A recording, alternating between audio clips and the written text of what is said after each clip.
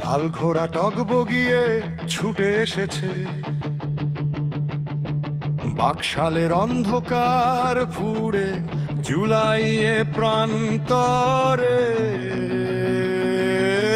নামাজের কাতারে মতো লাশের সারি। দেখো দেখো হাসিনা শাহী পালিয়ে গেছে খিড়কি দিয়ে দিল্লি, ওরা বলে নয়া বন্দোবস্ত সে কি।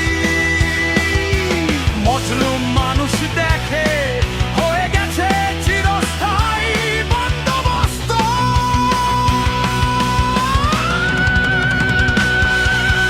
শহীদের রক্ত পানি হয়ে যায় ক্ষমতাসীনের কাছে। ভাইয়ের লাশ নিয়ে মিছিলে যে বোন, তার চোখে ডুবে মরুক নয়া